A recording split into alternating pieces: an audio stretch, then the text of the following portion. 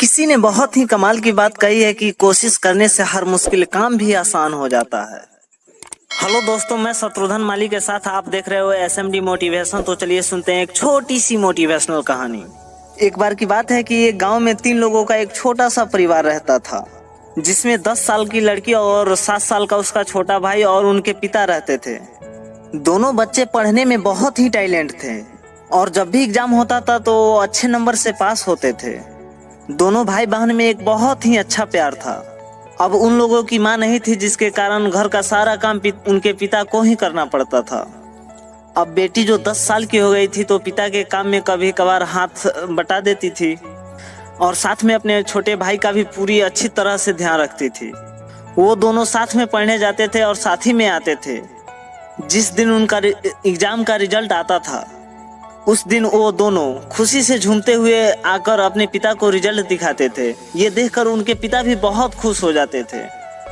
उनके पिता जो किसान थे, खेतों में काम करते थे, उन्होंने देखा कि उनके बच्चे अच्छे से पढ़ाई कर रहे हैं तो सोचा कि क्यों ना इनको एक फ़ोन दे दिया जाए। लेकिन उनके पास फ़ोन देने के लिए पैसा नहीं था। एक बार की बात है कि स्कूल फीस जमा करने के लिए उनके पास पैसा नहीं था। उनके पास एक मोटरसाइकिल थी, तो उन्होंने सोचा कि क्यों ना मोटरसाइकिल बेचकर स्कूल का फीस जमा कर दिया जाए और उसमें से जो बचेगा एक फ़ोन भी ले लिया जाएगा। उन्होंने ऐसा ही किया और एक फ़ोन लेकर घर चले आए। जब वो फ़ोन लेकर घर आए तो उनके बच्चे बहुत ही खुश हुए कि मोबाइल आ गया, मोबाइल आ गया।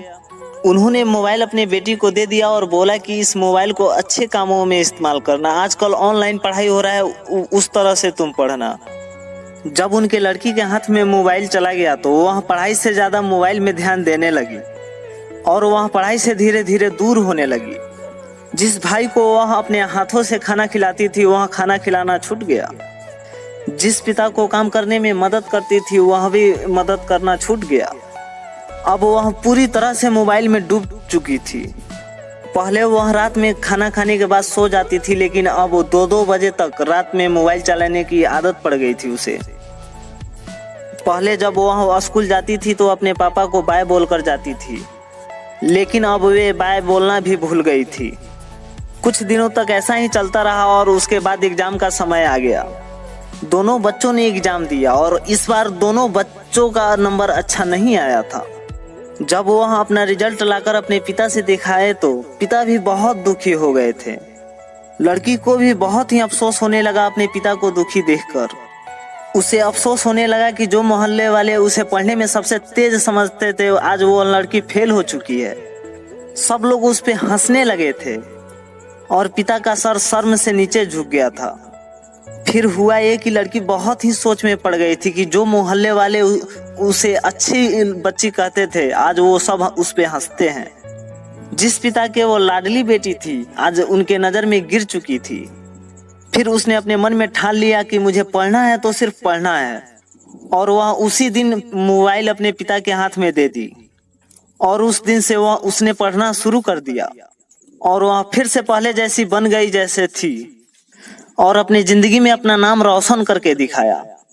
दोस्तों, हम जब तक अपनी पढ़ाई को कल पर टालते रहेंगे ना, तब तक हमारा कुछ नहीं होने वाला। अरे हाँ, कुछ नहीं होने वाला, क्योंकि कल कभी आता ही नहीं है। जो करना है उसको आज ही करना है। यदि आप अगर आज से शुरू नहीं करेंगे तो कभी शुरू नहीं कर पाएंगे। माना कि मोबाइल एक सोशल मीडिया का बहुत ही अच्छा जरिया है, लेकिन इसे समय के अनुसार ही उपयोग करें। उम्मीद करता हूं कि हमारी बातों से आपके ऊपर कुछ असर जरूर हुआ होगा। यदि हमारी बात आपको अच्छी लगी हो तो अपने सभी दोस्तों के पास शेयर करो।